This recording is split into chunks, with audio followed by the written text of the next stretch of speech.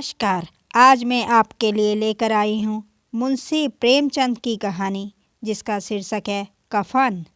झोपड़े के द्वार पर बाप और बेटा दोनों एक बुझे हुए अलाव के सामने चुपचाप बैठे हुए हैं और अंदर बेटे की जवान बीवी बुधिया प्रसव वेदना में पछाड़ खा रही है। रह रह कर उसके मुंह से ऐसी दिल हिला देने वाली आवाज़ निकलती थी कि दोनों कलेजा थाम लेते थे। जाड़ों की रात थी। प्रकृति सन्नाटे में डूबी हुई। सारा गांव अंधकारमय हो गया था। घीसू ने कहा, मालूम होता है बचेगी नहीं। सारा दिन दौड़ते हुए हो गया। जा देख तो आ। माधव चिढ़कर बोला, मरना ही तो है, जल्दी क्यों नहीं मर जाती? देख कर क्या करूं? तू बड़ा बेदर्द है। जिसके साथ सुख चैन से रहा उसी के साथ इतनी बेवफाई। तो मुझसे उसका तड़पना और हाथ पांव पटकना नहीं देखा जाता। उनका कुनबा सारे गांव में बदनाम था। घीसू एक दिन काम करता तो 3 दिन आराम करता। माधव इतना कामचोर था कि आधे घंटे काम करता तो घंटे भर चिलम पीता। इसलिए उन्हें कहीं मजदूरी भी नहीं मिलती थी। घर में मुट्ठी भर भी अनाज मौजूद हो तो उनके लिए काम करने की कसम थी।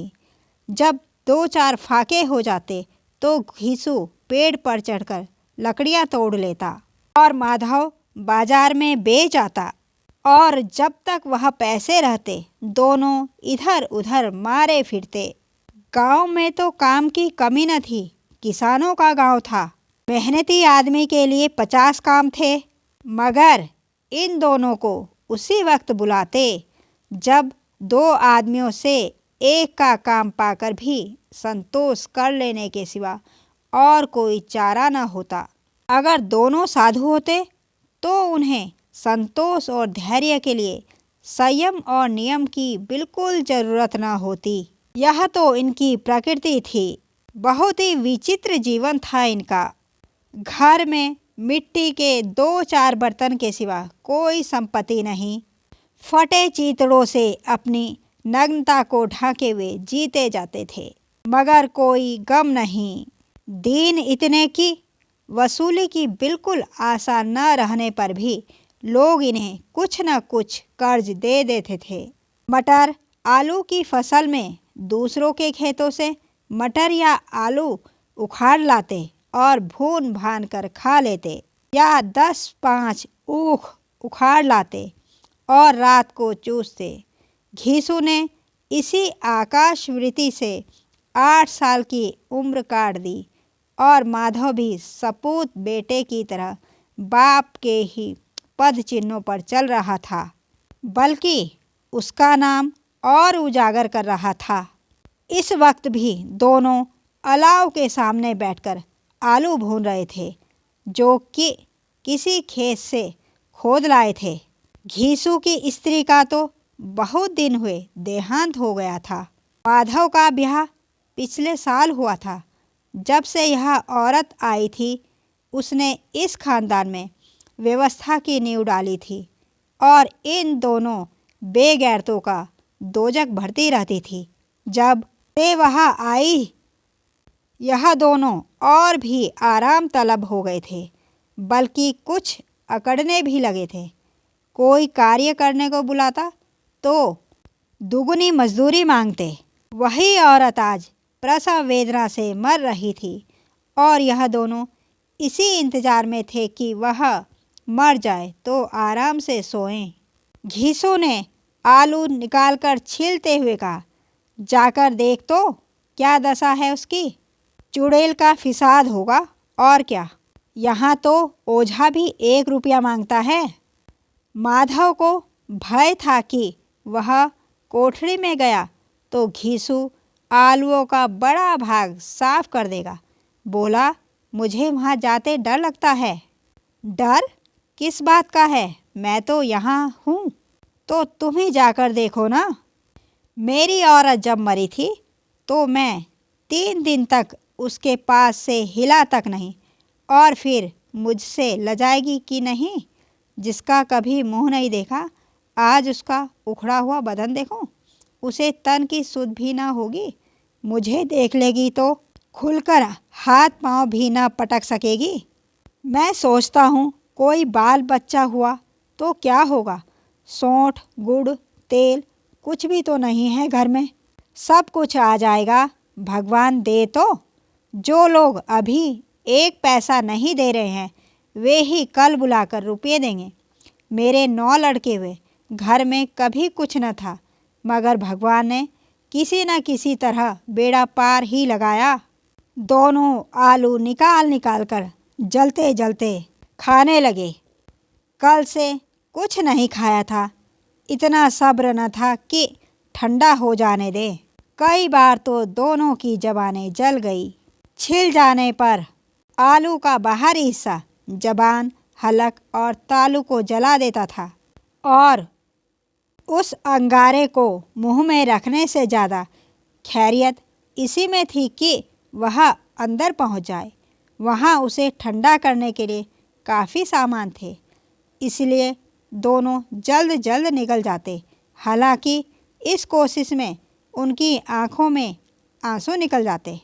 घीसू को उस वक्त ठाकुर की बारात याद आई, जिसमें 20 साल पहले वह गया था। उस दावत में उसे जो तृप्ति मिली थी, वह उसके जीवन में एक याद रखने लायक बात थी, और आज भी उसकी याद ताज़ा थी। बोला, वह भोज नहीं भूलता। तब से फिर उस तरह का खाना और भरपेट नहीं मिला। लड़की वालों ने सबको भरपेट पूड़ियाँ खिलाई थी। सबको, छोटे बड़े सबने पूड़ियाँ खाई, और असली घी की चटनी, रायता, 3 तरह के सूखे साग, एक रसेदार तरकारी, दही, चटनी, मिठाई। अब क्या बताऊं कि उस भोज में क्या स्वाद मिला। कोई रोक टोक नहीं थी। जो चीज़ चाहो मांगो, जितना चाहो खाओ। लोगों ने ऐसा खाया कि किसी से पानी न पिया गया। मगर परोसने वाले हैं कि पत्तल में गर्म गर्म गोल गोल सुवासित कचौड़ियाँ डाल देते हैं। मना करते हैं कि नहीं चाहिए। पत्तल पर हाथ रोके हुए, मगर वह है कि दिए जाते हैं। और जब सब ने मुंह धो लिया तो पान, इलायची भी मिली, मगर मुझे पान लेने की कहाँ सुध थी। खड़ा हुआ न जाता था।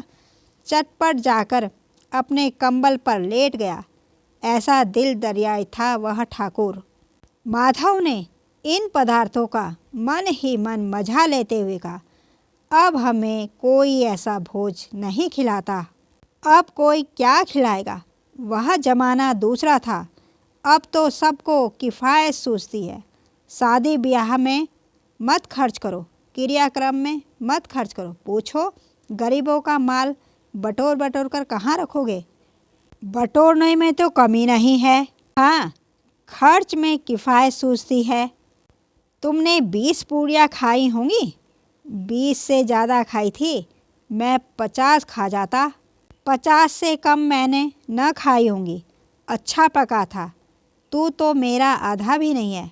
आलू खाकर दोनों ने पानी पिया, और वहीं अलाव के सामने अपनी धोतियाँ ओढ़कर पाँव पेट में डाले सो रहे, जैसे 2 बड़े बड़े अजगर गेंडलियाँ मार पड़े हों, और बुधिया अभी तक करहा रही थी। सवेरे माधव ने कोठरी में जाकर देखा तो उसकी स्त्री ठंडी हो गई थी। उसके मुंह पर मक्खियाँ भिनक रही थी। पथराई हुई आंखें ऊपर टंगी हुई थी। सारी देह धूल से लथपथ हो रही थी। उसकी पेट में बच्चा मर गया था। माधव भागा हुआ घीसू के पास आया। फिर दोनों जोर जोर से हाय हाय करने लगे और छाती पीटने लगे।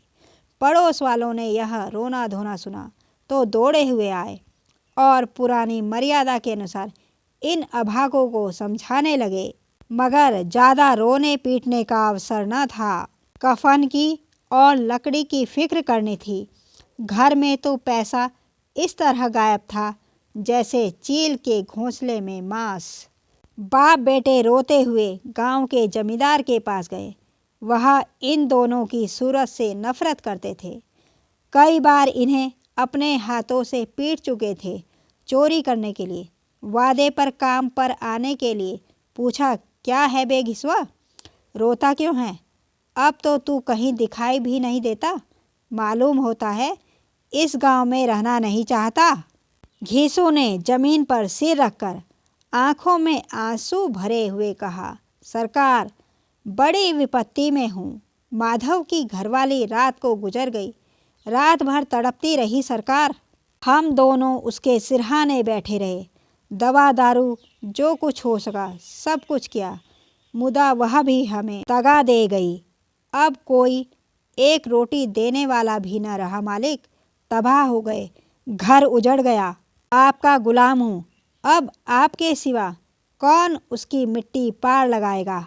हमारे हाथ में तो जो कुछ था वह सब तो दवा दारू में उठ गया। सरकार ही की दया होगी तो उसकी मिट्टी उठेगी। आपके सिवा किसके द्वार पर जाऊं? जमींदार साहब दयालु थे, मगर घीसू पर दया करना काले कंबल पर रंग चढ़ाना था। जी मैं तो आया, कह दे चल दूर हो यहाँ से। यूँ तो बुलाने से भी नहीं आता। आज जब गरज पड़ी तो आकर खुद खुशामद कर रहा है। हरामखोर कहीं का, बदमाश। लेकिन यह क्रोध या दंड देने का अवसर न था। जी में कुड़ते हुए 2 रुपये निकालकर फेंक दिए, मगर सांत्वन का एक शब्द भी मुंह से न निकला। उसकी तरफ ताका तक नहीं, जैसे सिर का बोझ उतारा हो। जब जमींदार साहब ने 2 रुपये दिए तो गांव के बनिए महाजनों को इनकार का साहस कैसे होता। घीसू जमींदार के नाम का ढिंडोरा भी पीटना जानता था। किसी ने 2 आने दिए, किसी ने 4 आने। 1 घंटे में घीसू के पास 5 रुपये की अच्छी रकम जमा हो गई। कहीं से अनाज मिल गया, कहीं से लकड़ी, और दोपहर को घीसू और माधव बाजार से कफन लाने चले। इधर लोग बांस वांस काटने लगे। गांव की नर्म दिल स्त्रियां आ आकर लाश देखती थीं और उसकी बेकसी पर 2 घूंट आंसू गिराकर चली जाती थी। बाजार में पहुंचकर घीसू बोला, लकड़ी को तो उसे जलाने भर को मिल गई है। क्यों माधव? माधव बोला, हाँ लकड़ी तो बहुत है, अब कफन चाहिए। तो चलो कोई हल्का सा कफन ले लें। हाँ और क्या, लाश उठते उठते रात हो जाएगी। रात को कफन कौन देखता है? कैसा बुरा रिवाज है कि जिसे जीते जी तन ढांकने को चीथड़ा भी न मिले, उसे मरने पर नया कफन चाहिए। कफन लाश के साथ जल ही तो जाता है, और क्या रखा रहता है। यही 5 रुपये पहले मिलते तो कुछ दवा दारू कर लेते। दोनों बाप बेटे एक दूसरे के मन की बात ताड़ रहे थे। बाजार में इधर उधर घूमते रहे। कभी इस बाजार की दुकान पर गए, कभी उसकी दुकान पर। तरह तरह के कपड़े, रेशमी और सूती देखे, मगर कुछ जचा नहीं। यहाँ तक कि शाम हो गई, जब दोनों न जाने किस दैवी प्रेरणा से एक मधुशाला के सामने जा पहुँचे और जैसे किसी पूर्व निश्चित व्यवस्था से अंदर चले गए। वहाँ जरा देर तक कोई असमंजस में खड़े रहे। फिर घीसू ने गद्दी के सामने जाकर कहा, साहू जी एक बोतल हमें भी देना। उसके बाद कुछ चिखोना आया, तली हुई मछली आई और दोनों बरामदे में बैठकर शांतिपूर्वक पीने लगे। कई कुज्जियाँ ताबड़तोड़ पीने के बाद दोनों सरूर में आ गए। घीसू बोला, कफन लगाने से क्या मिलता? आखिर जल ही तो जाता, कुछ बहू के साथ तो न जाता। माधव आसमान की तरफ देखकर बोला, मानो देवताओं को अपनी निष्पापता का साक्षी बना रहा हो। दुनिया का दस्तूर है देते नहीं, लोग ब्राह्मणों को हजारों रुपये क्यों दे देते हैं? कौन देखता है परलोक में मिलता है या नहीं? बड़े आदमियों के पास धन है, फूके, हमारे पास फूकने को क्या है? माधव ने कहा, लेकिन लोगों को क्या जवाब दोगे? लोग पूछेंगे नहीं कफन कहाँ है? घीसू हंसा। अबे, कह देंगे कि रुपये कमर से खिसक गए, बहुत ढूंढा, मिले नहीं। लोगों को विश्वास न आएगा, लेकिन फिर वही रुपये देंगे। माधव भी हंसा। इस अनपेक्षित सौभाग्य पर बोला, बड़ी अच्छी थी बेचारी, मरी तो खूब खिला पिलाकर। आधी बोतल से ज़्यादा उड़ गई। घीसू ने 2 सेर पूड़ियाँ मंगाई। चटनी, अचार, कलेंजिया शराब खाने के सामने ही दुकान थी। माधव लपक कर 2 पतलों में सारे सामान ले आया। पूरा 1.5 रुपया खर्च हो गया। सिर्फ थोड़े से पैसे बच रहे। दोनों इस वक्त इस सान में बैठे पूड़ियाँ खा रहे थे जैसे जंगल में कोई शेर अपना शिकार उड़ा रहा हो। न जवाबदेही का खौफ था, न बदनामी की फिक्र। इन सब भावनाओं को उन्होंने बहुत पहले ही जीत लिया था। घीसू दार्शनिक भाव से बोला, हमारी आत्मा प्रसन्न हो रही है तो क्या उसे पुण्य होगा? माधव ने श्रद्धा से सिर झुकाकर कहा, जरूर से जरूर होगा। भगवान तुम अंतर्यामी हो, उसे बैकुंठ ले जाना। हम दोनों हृदय से आशीर्वाद दे रहे हैं। आज जो भोजन मिला वह कभी उम्र भर न मिला था। एक क्षण के बाद माधव के मन में एक शंका जागी। बोला, क्यों दादा, हम लोग भी एक न एक दिन वहाँ जाएंगे ही? घीसू ने इस भोले भाले सवाल का कुछ उत्तर न दिया। वह परलोक की बातें सोचकर इस आनंद में बाधा न डालना चाहता था। जो वहाँ हम लोगों से पूछे कि तुमने हमें कफन क्यों नहीं दिया तो क्या कहोगे? कहेंगे तुम्हारा सिर? पूछेगी तो जरूर। तू कैसे जानता है कि उसे कफन न मिलेगा? तू मुझे ऐसा गधा समझता है? 60 साल क्या दुनिया में घास खोदता रहा हूँ। उसको कफन मिलेगा और बहुत अच्छा मिलेगा। माधव को विश्वास न आया। बोला, कौन देगा? रुपये तो तुमने चट कर दिए। वह तो पूछेगी। उसकी मांग में तो सिंदूर मैंने डाला था। कौन देगा? बताते क्यों नहीं? वही लोग देंगे जिन्होंने अब के दिया। हाँ, अब के रुपये हमारे हाथ न आएंगे। ज्यों-ज्यों अंधेरा बढ़ता था और सितारों की चमक तेज होती थी, मधुशाला की रौनक भी बढ़ती जाती थी। कोई गाता था, कोई डींग मारता था, कोई अपने साथी के गले लिपटा जाता था, कोई अपने दोस्त के मुंह में कुल्हड़ लगाए देता था। वहाँ के वातावरण में सरूर था, हवा में नशा। कितने तो यहाँ आकर एक चुल्लू में मस्त हो जाते थे। शराब से ज़्यादा यहाँ की हवा उन पर नशा करती थी। जीवन की बाधाएं यहाँ खींच लाती थी और कुछ देर के लिए यह भूल जाते थे कि वे जीते हैं या मरते हैं, या न जीते हैं न मरते हैं। और यह दोनों बाप बेटे अब भी मज़े ले लेकर चुस्कियाँ ले रहे थे। सबकी निगाहें इनकी ओर जमी हुई थी। दोनों कितने भाग्य के बली हैं। पूरी बोतल बीच में है। भर पेट खाकर माधव ने बची हुई पूड़ियों का पत्तल उठाकर एक भिखारी को दे दिया, जो खड़ा इनकी ओर भूखी आंखों से देख रहा था और देने के गौरव, आनंद और उल्लास का अपने जीवन में पहली बार अनुभव किया। घीसू ने कहा, ले जा, खूब खा और आशीर्वाद दे। जिसकी कमाई है वह तो मर गई, मगर तेरा आशीर्वाद उसे जरूर पहुँचेगा। रोए से आशीर्वाद दो, बढ़ी कमाई के पैसे हैं। माधव ने फिर आसमान की तरफ देखकर कहा, वह बैकुंठ में जाएगी दादा, बैकुंठ की रानी बनेगी। घीसू खड़ा हो गया और जैसे उल्लास की लहरों में तैरता हुआ बोला, हाँ बेटा, बैकुंठ में जाएगी। किसी को सताया नहीं, किसी को दबाया नहीं। मरते मरते हमारी जिंदगी की सबसे बड़ी लालसा पूरी कर गई। वह ना बैकुंठ जाएगी तो क्या ये मोटे मोटे लोग जाएंगे, जो गरीबों को दोनों हाथों से लूटते हैं और अपने पाप को धोने के लिए गंगा में नहाते हैं और मंदिरों में जल चढ़ाते हैं। श्रद्धालुता का यह रंग तुरंत ही बदल गया। अस्थिरता नशे की खासियत है। दुख और निराशा का दौरा हुआ। माधव बोला, मगर दादा, बेचारे ने जिंदगी में बड़ा दुख भोगा, कितना दुख झेल कर मरी। वह आंखों पर हाथ रखकर रोने लगा, चीखे मार मार कर। यीशु ने समझाया, क्यों रोता है बेटा? खुश हो कि वह माया जाल से मुक्त हो गई, जंजाल से छूट गई। बड़ी भाग्यवान थी जो इतनी जल्दी माया मोह के बंधन को तोड़ गई। और दोनों खड़े होकर गाने लगे, ठगिनी क्यों नैना झमकावे ठगिनी।